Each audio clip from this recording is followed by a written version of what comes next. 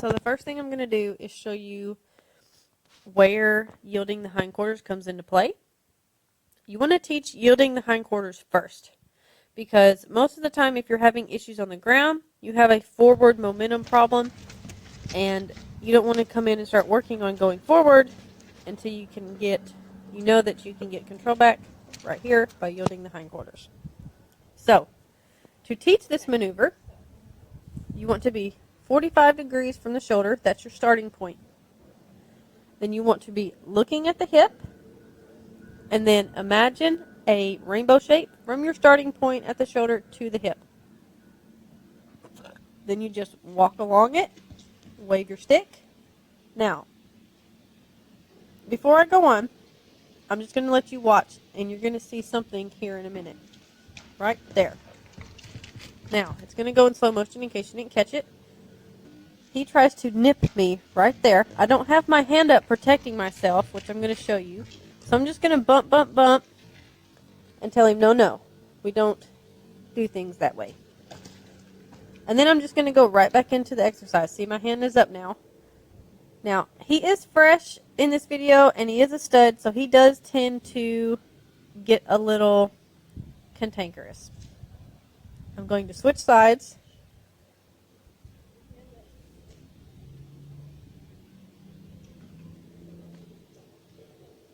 Good boy.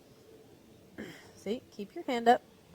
Some horses you can wave your hands, but with him I normally have to kind of bump him on the jaw, which you will see here in a minute. So 45. Remember your rainbow. Keep your hand up. Walk along your rainbow. See, right there I had to bump him.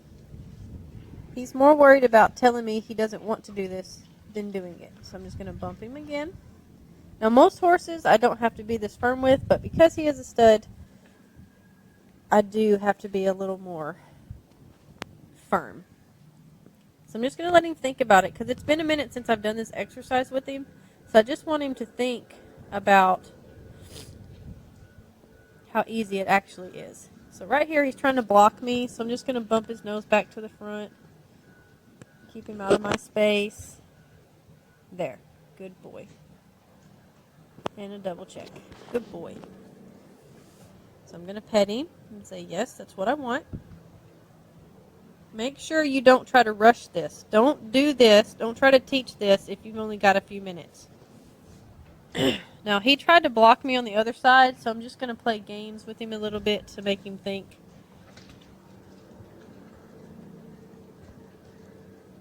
Bump his head back forward. He tends to do this. He thinks he can just bend his head and kind of get out of doing it. So I do have to bump him back to the middle pretty often. Right there.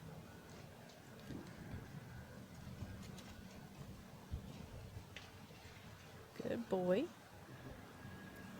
Now, when you first start teaching this, you only want to ask for one step. You don't want them to be doing it a full circle like he's doing. However, he knows how to do it, so I'm going to demand a little more of him. So on the first day, you only want to ask for one step, at the most two if your horse is not too reactive about it. Now, this is another important part. You have to desensitize your horse to the stick. You don't want them running scared every time you have one in your hand. So make sure that you're rubbing your horse down a lot with the stick. You know, do your session and then just rub them with it, and then do a little more and rub them with it again. Because you don't want them afraid of it, you just want them to respect it. So, here we go. Back into it. See, he's still got his head bent a little bit, but I'm not nitpicking that right now because we're worried about the hind end today. We will get into that later on, but right now I just want to worry about you guys doing the hindquarters. See, I'm rubbing the other side now.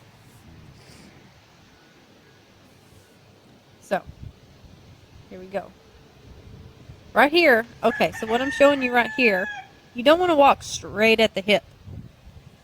They don't have any time to see you coming. So if you walk around like this, they can see you out the corner and see you coming. Now see right here, he's kind of not wanting to, so I'm just going to tap him a little bit and say, come on now, move around. And I'm not tapping him hard. I'm not whacking him. You don't want to start out just whacking your horse because then they're just going to be a nervous wreck. You want to start out with light taps and then get bigger. I had to tell my dog to get out of the round pen just there. Rainbow around to the other side. It's very important to walk your rainbow and give your horse a chance to see you coming. Good boy. Rubbing him with the stick some more. And that's it for today. Let me know if you guys have any questions.